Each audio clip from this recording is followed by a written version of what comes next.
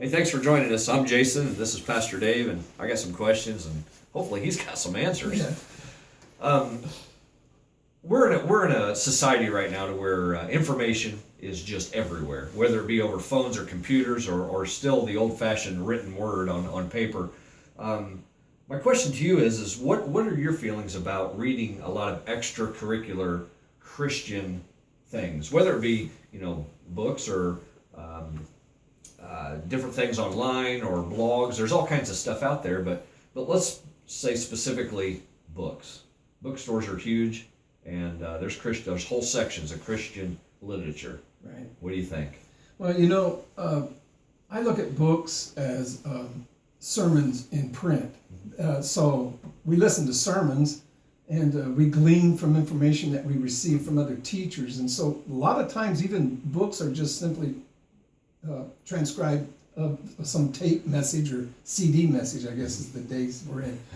But the idea of books, the one thing that I do kind of lean towards is the idea that books are not anointed in the sense of as the Word of God. There's only one book that's anointed and by the Spirit of God and claims to be from cover to cover. And so I always encourage people that as we read other books and materials, which I do, just because I just enjoy certain subjects that I can't get in depth with just any other way.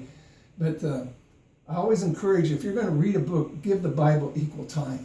And a lot of times we get reading in some of the wonderful things that are out there, and it'd be like all I do is come to church and listen to sermons or listen to somebody else teach me, and I never get into the book. So I encourage you, give this equal time. If you're going to read for an hour, you're going to spend an hour waiting with the Lord in His Word, I'd hope, and to let Him speak to your heart through His Word, which He will.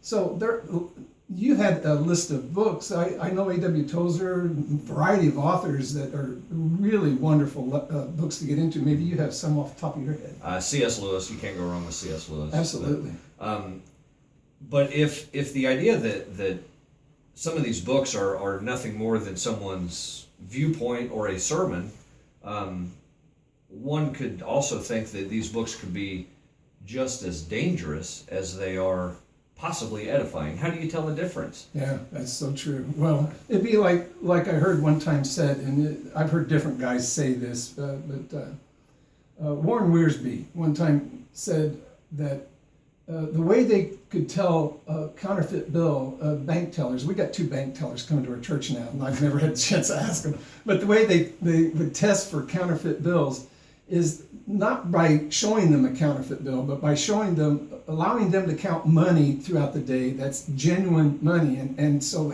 they're handling, they're touching, they're smelling it, or whatever it is, the feel of it.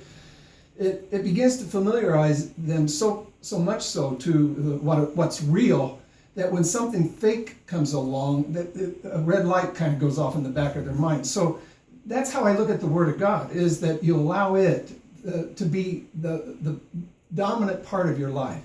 And then when the unreal, when the things that aren't true come across your path, then it's kind of like a red light goes off, and the Spirit of God begins to, and you kind of realize, wait a minute, there's something wrong with what he just said in that book.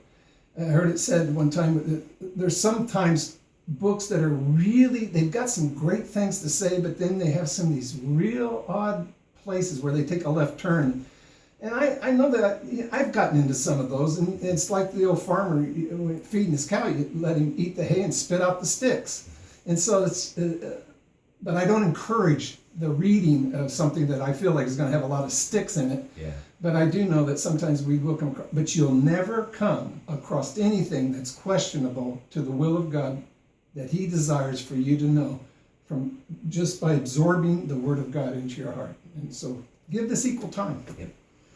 So books, there's a lot of good things out there, and we'd encourage you to become a reader, but never in substitution of the Word of God.